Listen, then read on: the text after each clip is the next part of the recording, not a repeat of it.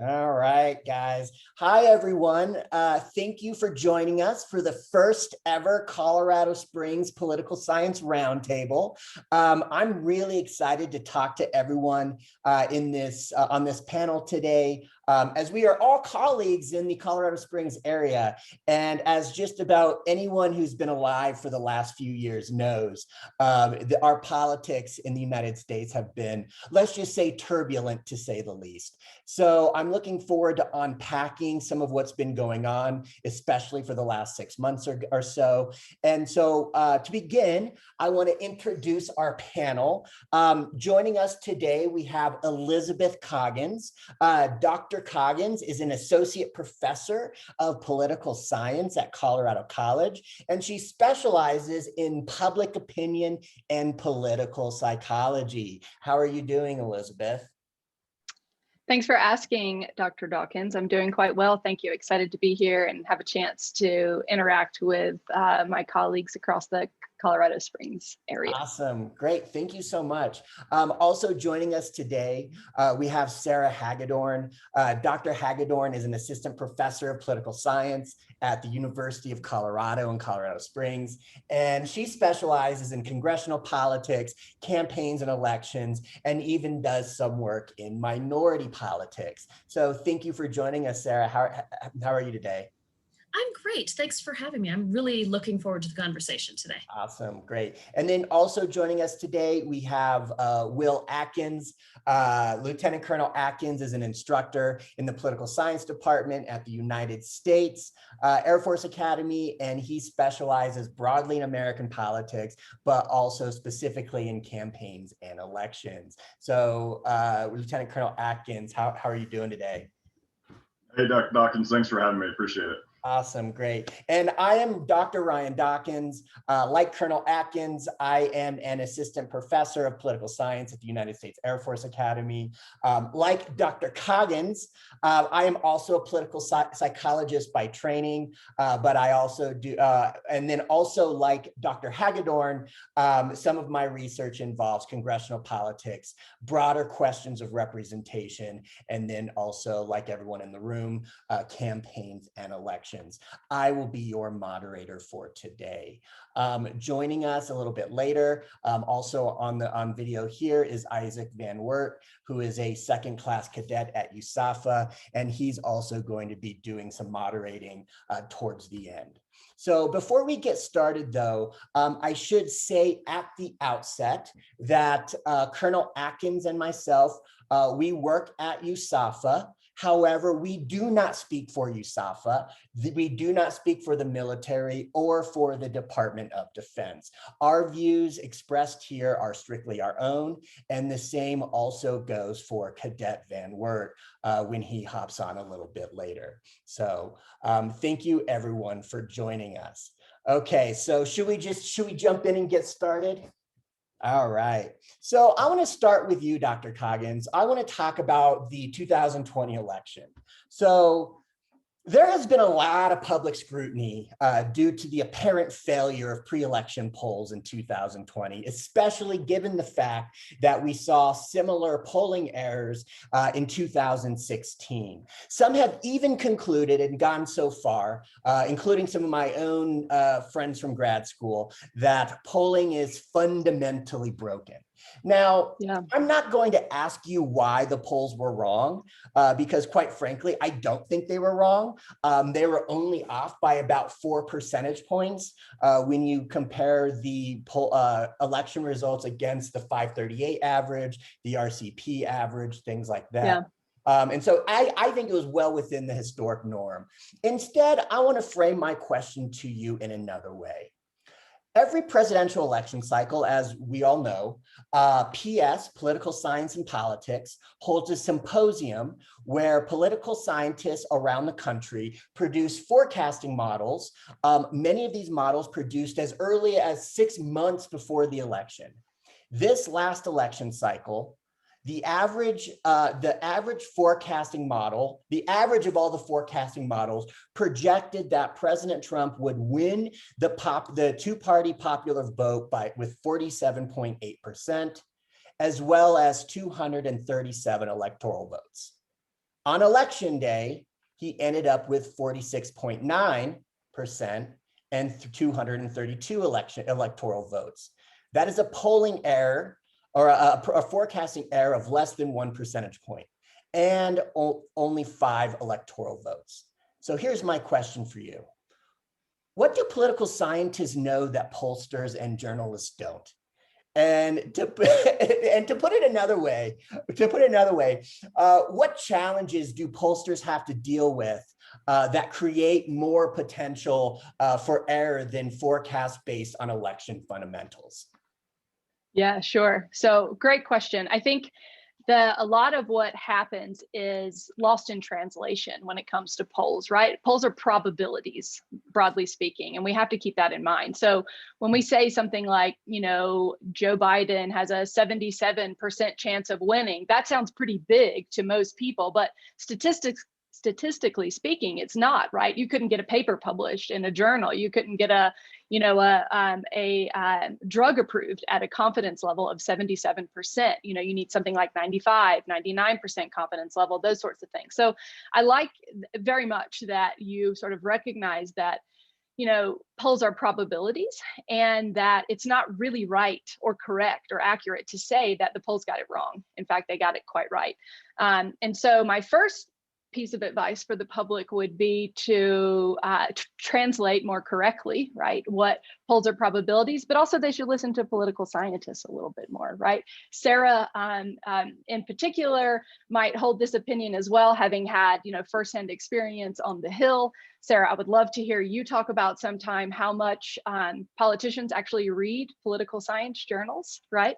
Or is it you reading it for them, right? But the point here is that I think what it is that political scientists recognize that pollsters miss is some sort of changing partisan alliances within the public, right? So if we think, I will talk about polls a little bit, if that's okay, because it helps me sort of compare what pollsters miss and political scientists get, I think, but cut me off if I'm not hitting the mark on what you're asking for. So, one thing that pollsters missed in 2016, and then I think they missed it again really in many ways after trying to correct for it in 2020, is what has happened in one particular demographic, and that is white voters without a college education. Right. We missed them big time in 2016 in polls. That being said, though, political science literature was demonstrating a pretty big, what we would call white flight diploma divide, sort of mass leaving of the Democratic Party to the Republican Party during the Obama presidency. I'm happy to talk about, causal explanations of that if folks are interested, but the basic point is that. So if we look at data as, political scientists in 2007, white respondents were just as likely to call themselves Republicans as they were to call themselves Democrats, right? But by 2015, white voters with a high school degree or less were 24 percentage points more likely to call themselves Republicans than Democrats, and those with only some college education but no degree, 19 points more likely to call themselves Republican than Democrats, right? This is a huge shift from 2007. So it's really only those with a college degree who move toward the Democratic Party. We call this the diploma divide within that white flight. And what I think happened in that sort of PS panel is that folks realized this. And I think a lot of pollsters assumed that, okay, we got it wrong in 2016. These folks did not, bend for Mrs. Clinton, but they will go back for Joe Biden. And they didn't. And I think that what pollsters miss is they are not thinking about sort of the causal reasons, right, that these folks left the Democratic Party, and political scientists are. So can I they know that that's not going to turn around. Sorry, can Ryan. I push you a little bit on this point? Yeah. And Dr. Hagedorn, if you have something to say as well, I'd like to get your thoughts.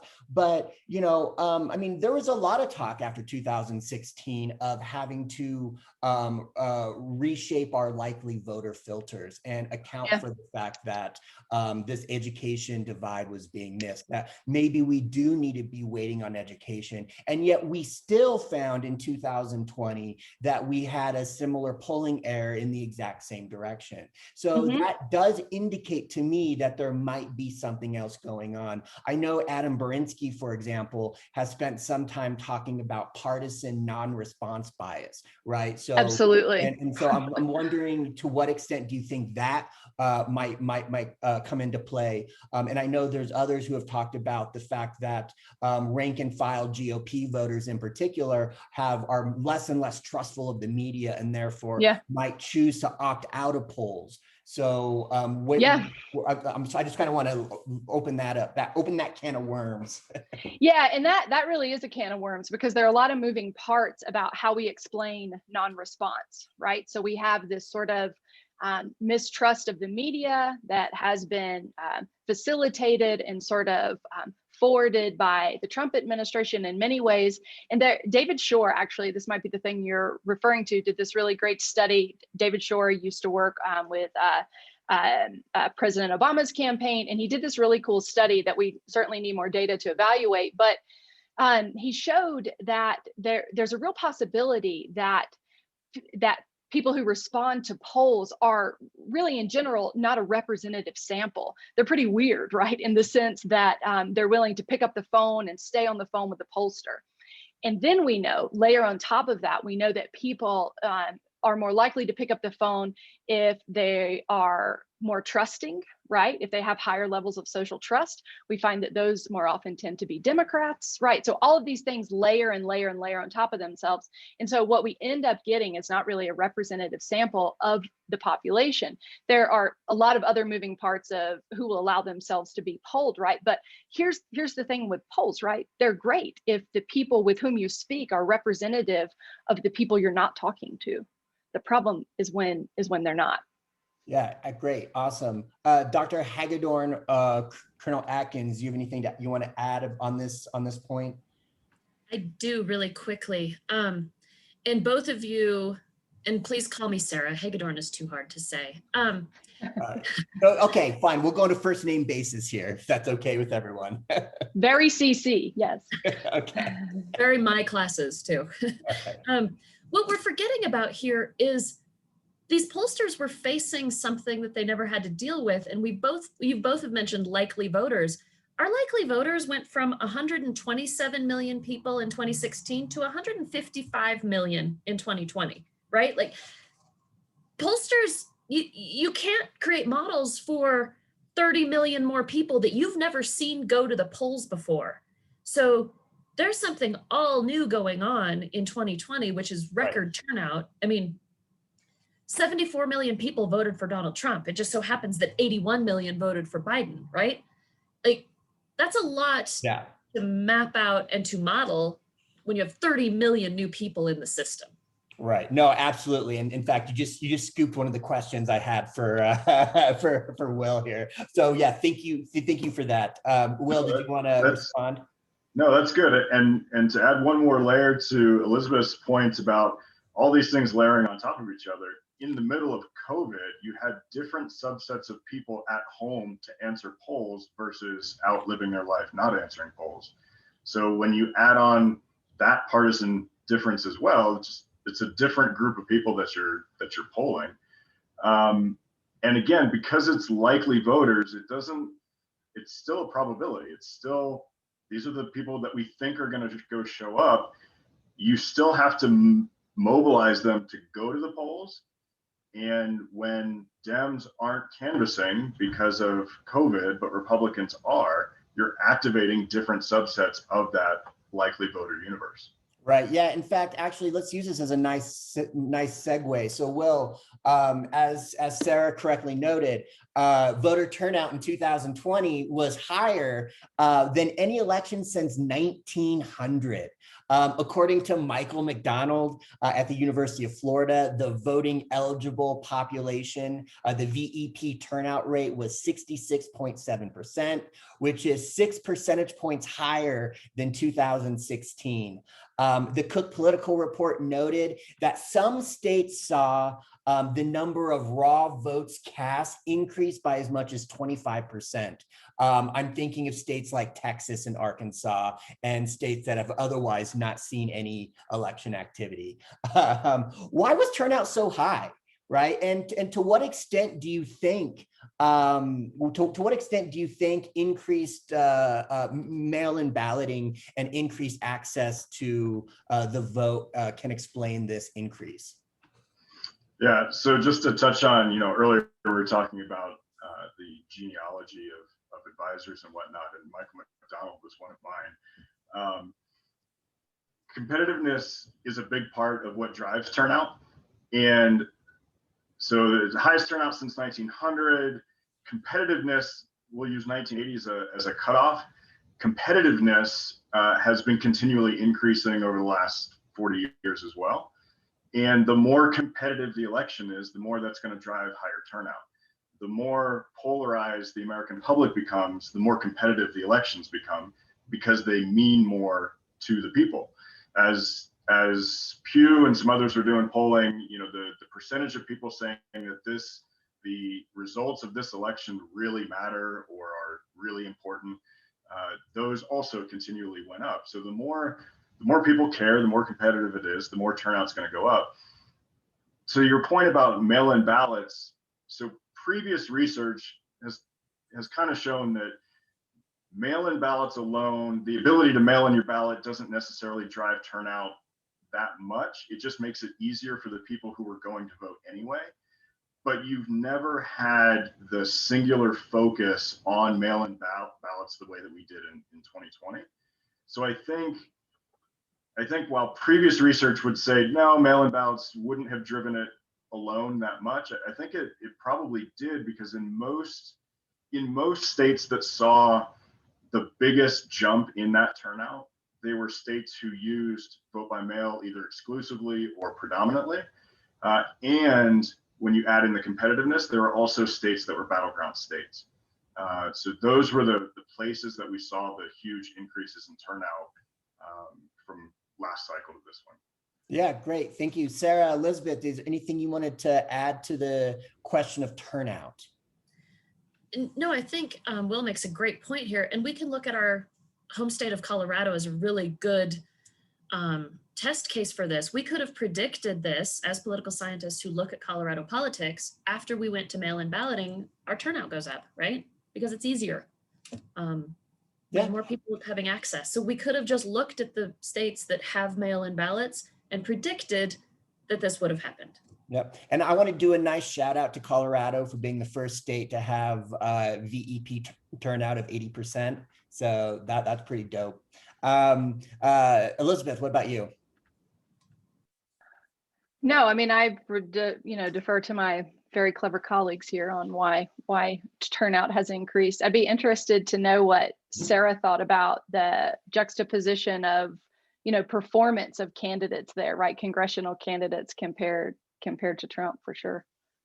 Yeah.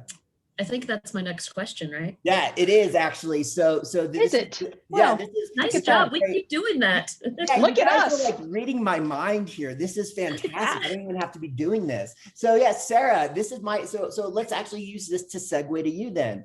It is true, like while Joe Biden outperformed President Trump nationally by about 4.5 percentage points, congressional Democrats only outperformed Republican congressional candidates by about 2 percentage points, which is to say, is another way of saying that congressional Republicans outperformed President Trump. And this was actually given the fact that the generic ballot had Democrats winning by 7 points. So why do you think Republican congressional candidates outperformed Trump across the country, and specifically in states like Texas and Florida? What do you think's going on there? And what does it say about the state of the Republican Party moving forward? Thank you. So honestly, I think this is the sleeper issue of 2020, not just because it's my question or anything, but I think it's way more significant because you're right. Republicans at nearly every level, local, state, federal, outperformed the top of the ticket. But what I think is interesting here, and this is what I always push on my students to do, is think of it a different way. And so when we flip this, what happened is Biden outperformed every down ballot race, right? Biden had hardly zero coattails, right? And as political scientists, we talk to our students about coattails. He had zero. And I think this is really significant when we think of that going into a midterm, when as political scientists, we know that the in party loses seats in a midterm. So I think the enthusiasm factor is low for down ballot Democrats. And if I was a Democrat running in 2022 or running a campaign or working on a campaign like I did in former lives, I'd be concerned. Yeah. This is concerning for Democratic candidates across the board. They should also be looking at those 74 million people that looked at both candidates, looked at Biden, looked at President Trump and said, you know what, I'm going to go with Trump. So, and that's a big deal. So personally, in 2020, I thought Republicans were going to take back the House. I'm the only one that thought that. And I thought they would lose the Senate. So it was 50% right, which is not bad for a political scientist, right? I would love to hear more about this. I'm intrigued. But they did gain, right? Republicans gained about 10 seats in the House, which is pretty amazing.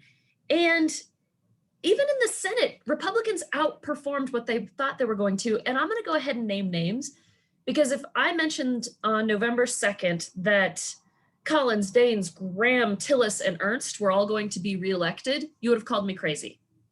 And they were all reelected pretty easily. Yep. Polling missed this. And some people even thought McConnell and Cornyn were in danger. They clearly drank the Kool-Aid. Yeah, that was weird. That's dumb. Yeah. So what I think going forward, for better or for worse, Trump's policies and Trump's brand of politics still plays in all the places where people vote, right? Like it's not going anywhere. I don't see, and I would never call Trump a conservative, but his brand of populism and his brand of politics clearly resonated with people. And so did, and then in these other places, so did Republican policies. So I don't think they're going anywhere. A lot of people have talked about the downfall of the Republican Party, and like really digging into the numbers from 2020, no way. And you're not seeing it. Yeah. I'm not seeing it. All right. Will and Elizabeth, you want to add? I want to ask Sarah a follow-up question, and Will also. How much of it do you think, though, is not Trump specific, but just sort of, as I say in class all the time, chickens all come home to roost? Like partisanship is powerfully, potent, right? So, and people end up voting their party loyalty, no matter who's on the ticket. So I say the same thing, right? We always tell our students party ID is the biggest predictor of who someone will vote for. And then on the other side, in the world of campaigns, because I've also spent time over there, we call this coming home, voters coming home. Yeah. And yeah, they're just naturally sorting back to where they always were going to go. Mm-hmm. The difference, though, is that they came home for down ballot Republicans more than they came home for Trump himself. And I would boil it down to voters didn't like Trump, so they wanted Biden, but they didn't like what the Democratic Party in general was doing or saying or standing for. So they would then vote for all the Republicans down ballot. They just didn't want Trump at the top of the ballot. That's part of the reason, that lack of enthusiasm or the kind of problem on the horizon for midterms for Dems. It's part of the reason I'm not retiring and running for office in 2022. I'm going to wait, see how redistricting plays out. But it's going to be a problem in the midterms for Democrats that that more Republicans and even Dems down ballot. Biden had no coattails, and if he doesn't have coattails in a presidential year, the midterms are going to be a bloodbath. Yeah, Sarah, I saw you kind of when Will mentioned redistricting, and I have a lot to say about redistricting, but I think you do too. Are we going, right, because there's a lot of us that care about it here, right? But I wanted to talk about Colorado really quickly, because we want to look forward to 2022 and what's going to happen in Colorado. I think, and I just we're getting one. We're getting one, right? Right, we get a new one, but that's not the real game here in Colorado. The real game here is Y and Z going into effect, and the redistricting commissions for federal and state, and they all have to be drawn as competitively as possible. This is a game changer in the state of Colorado. I was just talking to a friend of mine who's in politics, runs campaigns, does groundwork, that kind of thing, and we're talking about 2022. This is to get Buck, Nagoose, all have a completely different race in 2022 than they have previously. And this is, and in a midterm, I would be concerned if I was a very liberal Democrat or even very conservative Republican running in Colorado in 2022. Yeah, it might mean Diana DeGette might actually have to do something in Congress. But I didn't say that. That's me being mean. All right. So really quickly, when we think about, typically when we think about presidential election cycles, some issues tend to dominate others. For example, 2004 was the national security election. 2008 was all about the financial crisis. 2016 was all about identity. What does it mean to be an American? Thinking back, given some hindsight now, what is 2020? What is 2020 going to be? It's going to be known as the election of what? And I'll start with Will, and then we'll go Elizabeth and Sara. I think looking back, it's going to be efficacy and legitimacy of the electoral system. Trust in the electoral system. Okay. Oh, that's great. Yeah, Elizabeth. I was going to say, I don't think we're done with the 2016 theme of what it means to be an American yet. I think we're very much living in a political moment that hasn't played out entirely. So I'm interested to hear what Sara thinks, but I'm not ready to let that one go. Yeah, no, I mean, I actually agree with that. I'm very, as someone who does most of his research in identity, I mean, yeah, we're living in mega identities. We're living in a politics right now that's very identity forward. But yeah, Sara, go ahead. So I'm going to go with the really obvious answer, and it's not COVID, it's Trump, who encompasses both of what my colleagues have said. I think when we look back at 2020, it's going to be about Trump, people voting for him or against him, whether that's identity, whether that's electoral trust in our systems, steal, like stop the steal, whatever. I think that's going to eat it all up, right? He's been eating up all the oxygen in the room for the last 5 years. He's going to continue as we look back at it. Yep. No, I think that's right. And I'm actually heartened to see that no one mentioned the pandemic, because I agree with all three of you. I don't think the pandemic was as big a deal as people think it was at the end of the day. If you look at public opinion polling from Pew and elsewhere talking about what were the most important issues, the pandemic ranks up there, but it's not number one. And there's a constellation of other issues that are neck and neck with COVID. So I think I agree with you, Sara. I think this was an election about Trump. And I think as an election about Trump, it was about identity as well. So yeah, awesome. So any other closing thoughts on the election before we move on to our next segment? So many. Yeah, right. I know there's so much I want to talk. There's so much I want to talk about, and we're not going to have enough time to do any of it. So, so let's talk. I want to say a few things about the post-election, the aftermath of the election. In the months leading up to the election, President Trump was clearly already laying his post-election strategy of contesting the legitimacy of the election. As Will said, this was a lot of ways an election about legitimacy of the election through claims of unsubstantiated voter fraud. He was routinely saying that the elections rigged against him, playing into these conspiracy theories about the deep state and all of this thing. And these claims for months were circulated throughout conservative and pro-Trump media outlets. Following the election, moreover, these fraud claims intensified, especially in the handful of states where Joe Biden narrowly won. So these are, Michigan, Pennsylvania, Georgia, Arizona, elsewhere. Despite the continued lack of discernible evidence, however, large swaths of the American public continue to believe that the election was stolen, including according to a February Quinnipiac poll, 75% of rank and file Republicans. So my question to you, Elizabeth, is what do you make of this stark partisan split in these poll numbers over the legitimacy of the election? And to what extent do you think Republicans in particular are registering sincere attitudes about, actually believing the election was stolen? And to what extent do you see this as just the Republican voters engaging in like partisan cheerleading or expressive response? Yeah. This is something that really does keeps me up at night. Honestly, it does. As you note, Quinnipiac poll found that almost 40% of Americans believe that there was widespread voter fraud in the 2020 presidential election. And as you note, most of that number is represented by Republican identifying citizens. But one thing to note, I guess, putting this into perspective, is that this is not all new, right? In 2019, more than 30% of Republicans believed that there was fraud happening with voting, that it was a problem in the United States, and more than 25% thought that there was substantial types of evidence of millions of fraudulent votes in the 2016 election.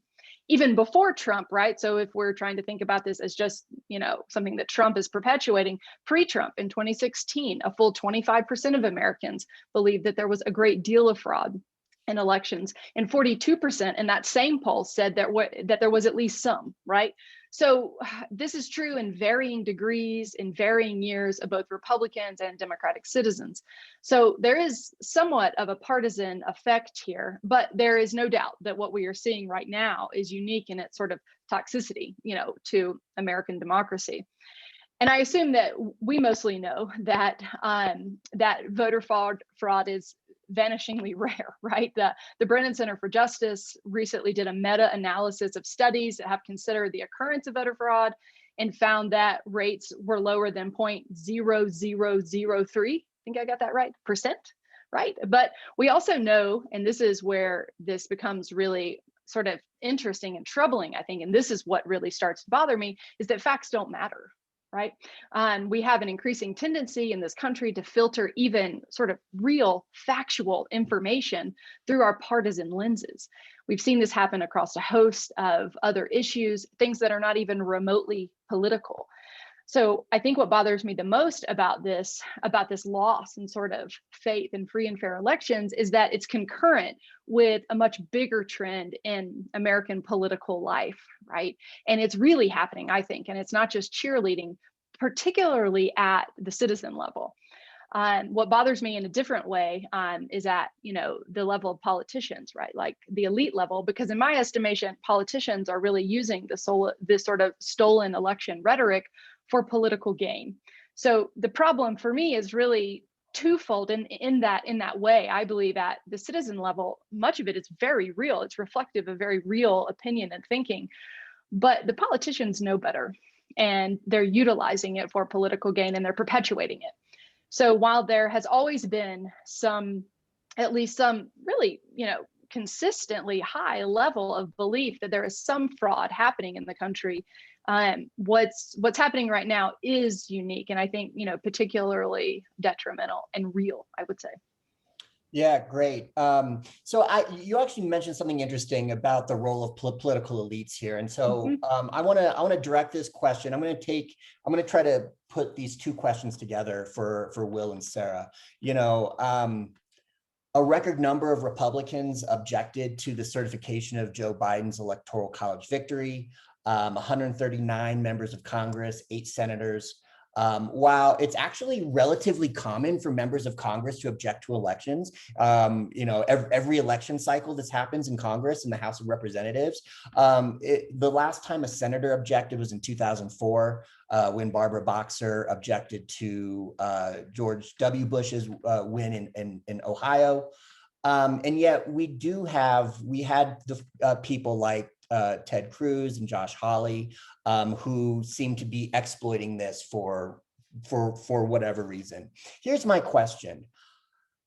Given everything that we've experienced from the end of the election to, all the way through the January 6th riots, how can we explain the behavior of members of Congress? Like, I mean, what's motivating people like Josh Hawley and Ted Cruz? What's motivating people? So this is to you, Sarah, and so Josh Hawley and Ted Cruz is to you, Will. For you, Sarah, what's motivating? I mean, at one point it seemed like Mitch McConnell was willing to wash his hands of President Trump. I mean, his wife, the transportation secretary, resigned in protest. It looked like he was in private saying he was contemplating voting to convict for a second impeachment, only to back away. And then Kevin McCarthy seems to be holding the GOP coalition in Congress together with duct tape at this point.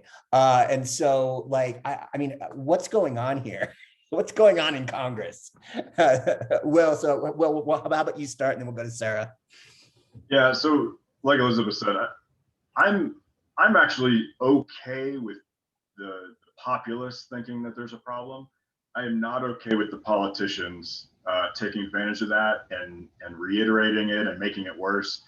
I think in the case of Cruz and Hawley and those folks, it's predominantly rising stars who are trying to capitalize, trying to ride Trump's coattails, because he does have coattails. And most of the rest of the GOP caucus kind of called him out on that, on being overly ambitious and playing with fire. I think if it were more sincere, I think it would have been more widespread throughout the GOP. It would not have been like everyone that objected was from a GOP controlled state, except for Ron Johnson, and no one cares about him. Right. So, I mean, they're all trying to ride those coattails. The other thing I think we're seeing is the nationalization of politics. I feel like, I don't know, 10, 20 years ago, no one would have cared what a freshman senator from Missouri thought, let alone the firestorm that Hawley's kind of created.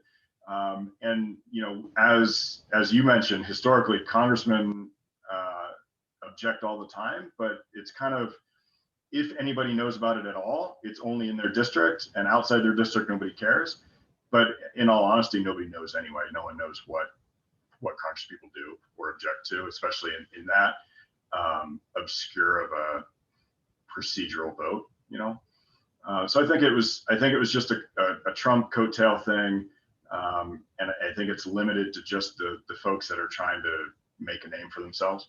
Yeah, so I think that's largely right. Sarah, being that you worked in Congress for some time in a previous life, I'm kind of interested in your insights here, especially from, the decision making of not just members of Congress, but congressional leadership. It seems to me that Mitch McConnell's behavior was fairly straightforward. I think he was at risk of losing his leadership spot if you were to vote against Trump in the Senate. But what I find a little bit more confounding is Kevin McCarthy, especially the way he handled the fallout with two members on opposite sides of the spectrum. Right? You have Liz Cheney on the one hand, who voted for impeachment, and then you have Marjorie Taylor Greene on the other hand, who has, by all indications, just been somewhat of a loose cannon with a social media presence, endorsing QAnon, things like that. And the way Kevin McCarthy handled Liz Cheney in public anonymously, in private anonymously, but Marjorie Taylor Greene publicly. Like, what's going on here? What's Kevin McCarthy doing? Can you provide some order to the seeming chaos here? I've been challenged with that all semester, right? Like, I don't think I've ever read out loud the 12th Amendment or most parts of the Electoral Count Act to my students before, and found myself doing that. Can I back up just a minute? Because we've talked about January 6th, and I don't want it to appear that we are all glossing over that. And as you mentioned, the Capitol was my office building for 7 years. I love it like a living being, and I had friends in there that day. And so I think we all can agree that we absolutely condemn what happened that day. So so I just wanted to say that so no one is like, Yes. oh, they Yes, glossed absolutely. over that. Yeah, it was a terrible, terrible day. So let's go back to McConnell, and I think you're right at that, right? Like, he is the Republican leader in the Senate, and part of that job is collective action, and you have to keep all your Republicans together. And he's also looking at 74 million people who voted for Trump, right? McConnell's smart, and he doesn't get enough credit for this. McConnell is a Senate procedure genius. He's also a political genius, right? Like, he makes political strategy look like the open heart surgery it is, rather than the slapping on of a Band-Aid that some of these other, I'm not going to say clowns, individuals play. So he's smart. I think he has condemned what happened on the 6th. I don't think he appreciates what Senator Cruz and Senator Hawley were doing. He also knows he's the leader of the Republicans in the US Senate. McCarthy is a little bit different, because the Speaker of the House, or the leader of the Republicans in the House, is different than the job in the Senate, right? It's herding cats in the House, right? He has over 200 members he's trying to keep kind of in the same place, right? And you said holding together with duct tape. That's pretty common, right? Pelosi has had this problem. We look back at Boehner had this problem. Hastert had this problem. Gingrich had less of it because he ruled differently, right? Like, he led differently. So, and I wouldn't consider there much of fallout from Representative Cheney. The caucus reaffirmed her position, right? Like, they held a vote. She was reappointed. Anybody that thinks she's going to lose an election in Wyoming is underestimating Liz Cheney, which I highly suggest you not do. Marjorie Taylor Greene, I don't know, this is the Madisonian concept of the House of Representatives coming home to roost, right? Like, we share sympathies and look like the people we represent. I don't know. I'm gonna leave her aside. Yeah. Well, I guess what I'm trying to get at here is what I found telling is that, because I agree with you. I think I think behind closed doors, I think Republicans they support Lynn Cheney. And I think that's largely why they held her vote of confidence in private anonymously, right? Because if they were forced to do it publicly, and attach their name to it, I think we would have had a very different outcome. And yet with Marjorie.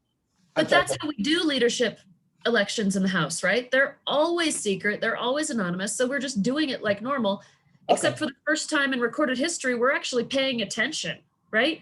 No one outside of Congress pays attention to these caucus votes that happen every 2 years and are pretty routine. Sometimes there's kind of a contested election, but mostly not. So this is how they do it. So they just went back, did what they always do, and she was reappointed, reelected, whatever. Okay. No, awesome. Thank you for that clarification. I actually didn't know that was always done in private. Okay. So moving on, I wanted to Elizabeth. I know much of your professional work has been in public opinion and the study of ideology in America. And as we discussed earlier, you play an active role in the Policy Agendas Project. So what stands out to you right now about the public mood right now? How should we be thinking about trends in public opinion in general, ideology in particular? I do similar work to you, so I do know that public mood it does seem to be moving to the left, at least on a lot of issues. So can you enlighten us a little bit? Yeah, would it be useful at all to talk about what public policy mood is, sort of broadly speaking, Sure. and Why how not? it's looked over time? Yeah, so, which I love to do, right? So public policy mood, right, is a measure of the public's desire for more or less government involvement and spending across a host of different topics, things like Social Security and taxes, the environment, jobs, cities, education, right? It also registers the public sentiment on really important social topics and issues like gay marriage and abortion, women's rights, so on and so forth. And typically public policy mood is thermostatic. That is, it moves very predictably, right? More liberal as soon as we have a Republican in the White House, and then it moves more conservatively when a Democrat occupies the White House. But its low point, which is really critical to sort of remember, is still liberal. That is, on balance, Americans prefer their government to do more and spend more, sort of in any given year. So I'm happy to talk about that more if folks are interested. But most of our data for mood come from really big survey houses, and data for 2020 are not fully released. So the last update that I can give sort of confidently is for 2018. But that alone is really fascinating, I think, from the political science perspective, because mood sits at its highest mark, so it's most liberal, if you will, since about 1960. It started the upward trend that we would predict, right? In 2016, we reached like a low point of public policy mood, which is to say we're more conservative than usual in public policy mood. And then the public gets what it wants, right? It gets a conservative president. And we can talk about the use of that term more, but broadly speaking, it gets a Republican president. And then it starts ticking upward, right? So it does that pretty predictably, but it didn't stop at that usual high water mark. So it's trending upward, and it doesn't really show signs in some early data I've seen of moving back toward a more conservative mark, but only time will tell that. But when we think about public opinion as a whole, right, the really critical thing to remember is that public opinion in this country has two faces. One is the one side is the mood side, right? So that's like the way we think about sort of public policy and how people feel about public policy. And just as we discussed, it's quite liberal. But not only now, but on the whole, right, the country is quite liberal, even under Republican presidents in that sense. We want our government to do more, spend more. We have more liberal policy preferences, broadly speaking, across a host of issues.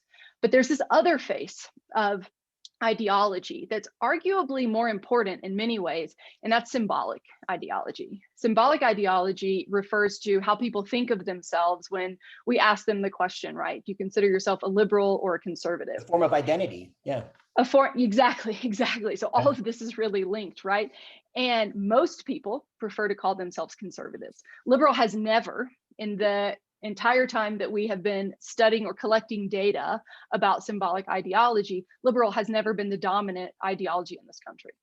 So the point is that people carry conflicting ideologies, and that matters a great deal for electoral politics, particularly.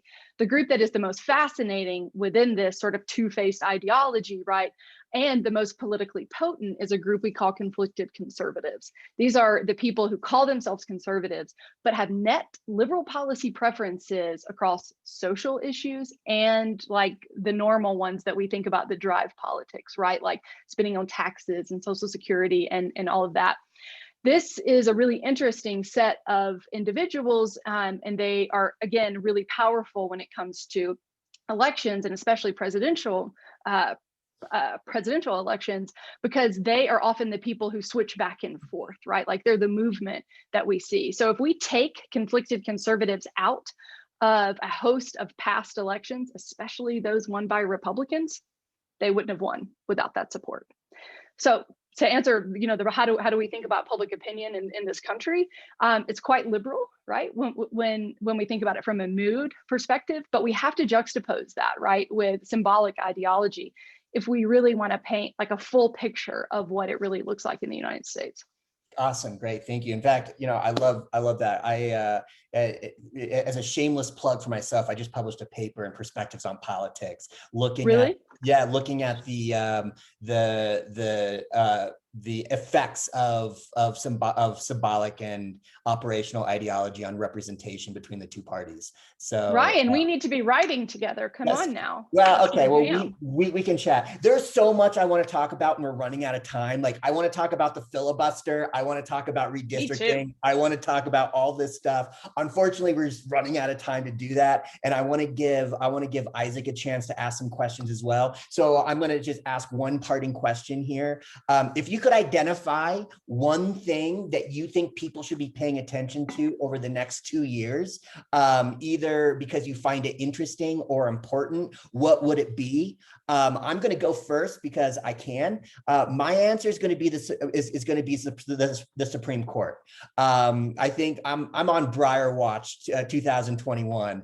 It's like, when is Stephen Breyer going to be forced out? And the other thing I'm paying attention to is, given what Elizabeth said about public policy mood and its liberal upswing, we also do have a conservative supermajority on the court for the first time.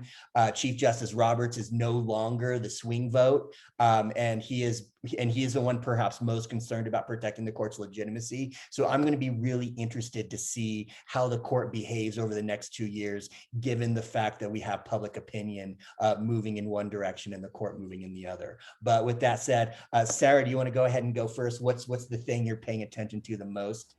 A couple things. So here in Colorado, I'm watching the redistricting commissions that have all been chosen now.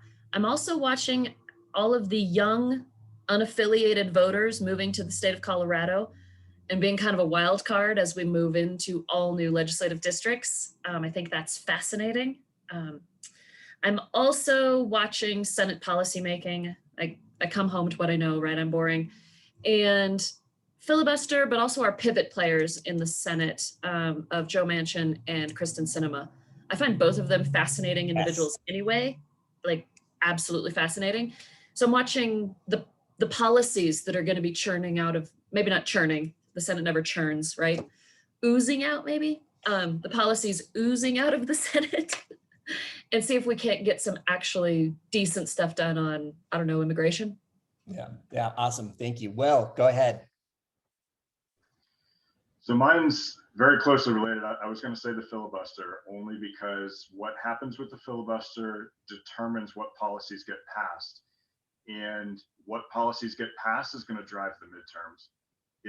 If there's another Obamacare backlash 2009 type thing, the Dems are destroyed in the midterms. But as long as the filibuster stays in place, kind of the way that it is, presumably very moderate policy is all that can come out. Therefore, the Dems are not hurt as badly in the midterms because they're not able to pass anything that too many people are upset about. I think Biden just kind of weighed in. He wanted a talking filibuster.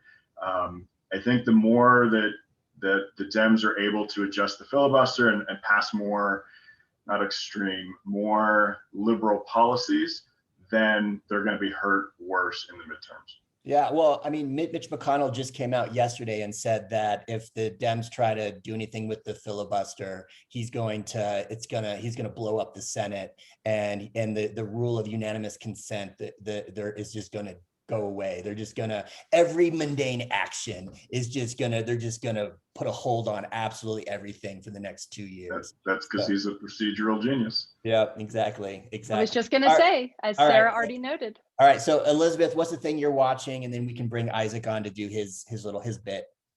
Nothing new, just college basketball. Otherwise, all the same things that these cats are watching. Awesome, great. Well, thank you very much, Isaac. Go ahead, man. Take it away. Yes, sir. Thank you, Dr. Dawkins. It's been a pleasure to listen to all of you speak so far. It's been really interesting, and I'm excited to have a group of cadets be able to watch this and learn from you all when they watch the recorded version of this. My first question is for all three of you. On November 27th, 2020, Charlie Cook, who writes for the Cook Political Report, wrote a blog post titled, quote, "Voters' message, don't be a jerk, don't be a socialist," unquote. So I'm curious, if you all were to, pretend to be a Republican and Democratic strategist right now, what would be your biggest lesson learned from the 2020 election? And what changes would you make to your electoral strategy going forward to the 2022 midterms, as well as the 2024 presidential election? And Dr. Coggins, we can start with you. Of course, I was going to go to the strategist in Sara there for that. But So, so much of what I think about, right, is this two faces of ideology that we have in this country, right? And that what they mean for policy and what they mean for politics, and it's quite different. So I love that. I did not see that blog post, but don't be a jerk, right? We know who we're talking to there, and don't be a socialist. We also know who we're talking to there. But I think that maps on really nicely to this idea that we have this dual, kind of ideology, one symbolic, one is operational in this country. And that to me very much speaks to that. And so if I were advising, I would say, John F. Kennedy was the last president and the last, big figure in US politics to call himself a liberal. He wasn't the last liberal though, right? So there's something to be learned there. And in what policies you help forefront, and then how you frame those policies for the public. You must be very careful and very cognizant of the duality of ideology in the country. Dr. Hagedorn, please jump in. So don't be a jerk, don't be a socialist, I think is my new life motto. Not sure about that. So if I was a strategist in 2022, I'm not saying I am or I'm not, I can always come back to this old paper by Rabinowitz and McDonald that talk about taking these moderate stances don't win elections. So, but I think we can, and I have told my candidates before, don't be wishy-washy, come out and take a stand on something. Just make sure it matches with a majority of voters or a plurality of voters, right? And so that's what I'd say. Don't be a jerk. I say a different word, but, and yeah, take a stand. Do not be afraid to take a stand, as long as it's not like Jewish lasers or something, right? Like, take a stand on policies, know where you stand, be able to back those up, get out there, get it done, get it quickly. And if I was advising Democratic candidates, I would say, read Jacobson, be strategic, don't run in 2022. I'd say wait till 2024. Will already said it, right? Republicans, run in 2022. Yeah, as the future congressman from the great state of Florida, you can be a socialist, just not in South Florida, right? You can be a democratic socialist in Vermont, like Bernie Sanders, right? Like you can be a socialist in certain areas of the country, just not where Republicans did a good job of painting all Dems as all socialists everywhere. And in the places you would expect that to fail, with large Latino demographics from certain countries, right? Dems have been saying for years, the Latino group is not monolithic. You can't treat them all the same. And generally they don't, but Republicans did a good job of painting Democrats as the same to all Latino groups. So yeah, you can't be a socialist in South Florida. And that's why all of our all Democratic congresspeople from South Florida got wiped out.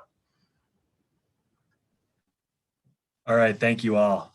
Next question, focused towards you, Dr. Coggins, but for the other two panelists, please feel free to jump in. So given the nature of our representative democracy in the United States, oftentimes members of Congress and politicians rely on public opinion data to understand what it is that their voters believe to try to better represent them, like you were just referring to, Dr. Hagedorn. So I'm curious, given some of the challenges that polling has faced from a horse race perspective, do politicians need to adjust their approach to using non-horse race public opinion data differently? Or are the challenges for those two types of polling different, and therefore, just normal kind of views of the public polling is still valuable? Yeah, great question. I think there is a distinction, right? Horse race polling tends to be what gets a lot more public type of attention, right? And so as we were saying earlier, if you say Joe Biden or any candidate has a 77% chance of winning this election, that sounds really big to people, right? And so they put a lot of faith in that. But again, you would never get that paper published, right, at any highfalutin academic journal. You wouldn't get you wouldn't get a drug trial passed, right? And so these data, when we think about them in the frame of the horse poll, right? That is not really as useful for politicians, nor do they really use it as much, I don't think, as they do the data, the more bread and butter, if you will, public opinion type data. Maybe Sarah.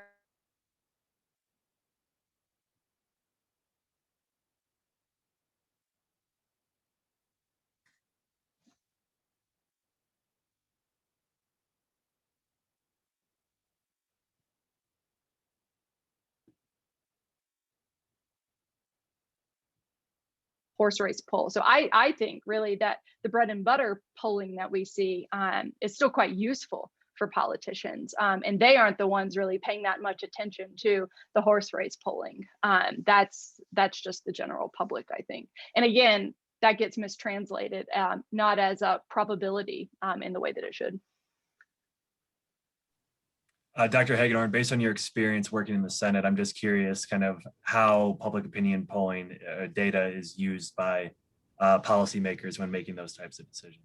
Yeah, I want to know too.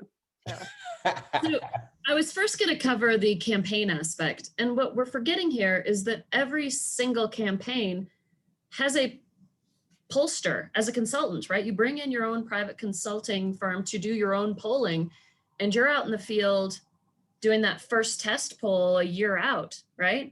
And so we have these pollsters that work for Republicans or Democrats. We know the Greenbergs, the Bolgers, whatever, right? And so they're not actually listening to the Washington Post, the New York Times, Quinnipiac.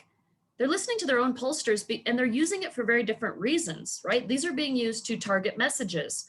Who are our likely voters? Where should we be spending resources? So we're looking at, and if we're thinking about nightly tracking, horse race type polls, candidates and campaigns are not listening to those as much because they have their own pollster and they use it for very, very different reasons. Yes, is your pollster going to be out in the field doing nightly tracking the 2 weeks leading up to the campaign? Sure, yeah, and you're watching those and to see if you need to quickly move resources somewhere else. As far as watching opinion polls for what you should do in terms of voting and policies, if you're doing that, you're probably not the best member of Congress. If you already don't have an innate Alafeno feeling for what your constituents want, I'm not sure you should be there. And you're probably not going to be there for very long. So that's, yeah, I worked in the Senate for 7 years, and I do not remember looking at an opinion poll but I worked for Montana and South Dakota. It's not like there's a lot of opinion polls in Montana and South Dakota. Yes, but you are soaking and poking, right? I like to say that as often as possible, since you said that. Every day. Every day, soaking and poking. All right, thank you both. Colonel Atkins, my next question is for you, and it's actually based on an article that we read in your class last semester. But the premise of it was a Washington Post article written by Pippa Norris, and one of her conclusions was that voters are less likely to turn out to vote when they believe that election fraud is rampant and that their vote may not be counted. And so I'm curious to hear if you think that the common, I guess the frequent claims of election fraud by the Republican Party, and specifically the Trump campaign in the aftermath of, I guess, before as well as after the November 2020 election, had any effect on their results in the November election, but perhaps more importantly, in the results in the Georgia runoff in early January. Yeah, 100%. Trump and the Republican Party's belief of widespread voter fraud and how they kept on repeating it, the fact that Trump said it the night before or 2 nights before the runoff in Georgia, cost them the Georgia election, in my opinion.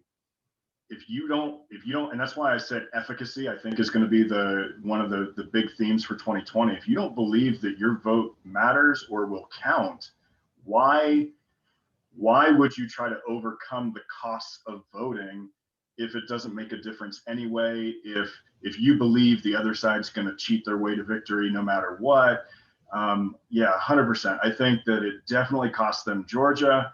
I don't know that it had as big an effect in November, just because it, I mean, Trump had been laying the groundwork, but I think after actually losing, that's when they really went into overdrive on this narrative of the election was stolen, your vote doesn't count, you know, that sort of thing.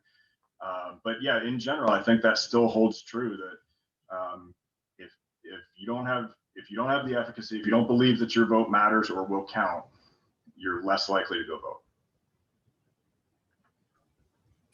Thank you, sir. My next question is for Dr. Coggins and Dr. Hagedorn. I know you both have recent experience or relatively recent experience. I'm sorry, Isaac. Look, can we make this the last question so we can wrap things up? Absolutely. It'll be kind of one final topic that we've alluded to a little bit today, but haven't really gotten into. And so I don't mean to open a can of worms, but I would like to hear your kind of brief thoughts on it. You both have experience with redistricting efforts here locally in Colorado.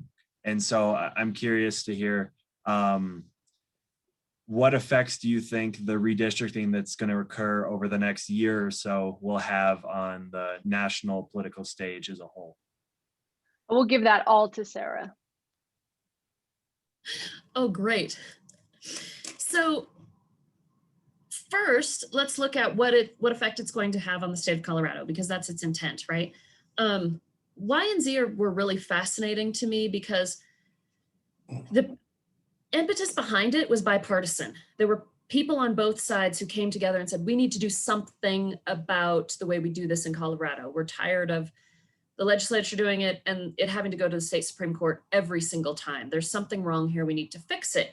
So a lot of smart people, and I came in late, so I was not in on this, came together and came up with this idea that was friendly to both sides. And the voters approved it. So I think the first effect it's going to have is it's going to make these really safe districts more competitive. So we're going to see, but what that means, and all of us know this, is the noise level in Colorado is going to go up exponentially. The amount of money being spent in Colorado is going to go up exponentially. We're going to be bombarded. And those of us who live in this congressional district here in Colorado Springs know it's been pretty safe, but we're not going to be immune to this, right? Like, this district is going to look very different in 2 years. It's going to be loud. There's going to be a lot of attention. Other states are going to once again use us as like this laboratory to see if it works, to see if they want to go forward with it. Yeah, I think a lot of political consultants are going to make a lot of money in Colorado in the next few years. Honestly, I might have to switch professions. No, I'm kidding.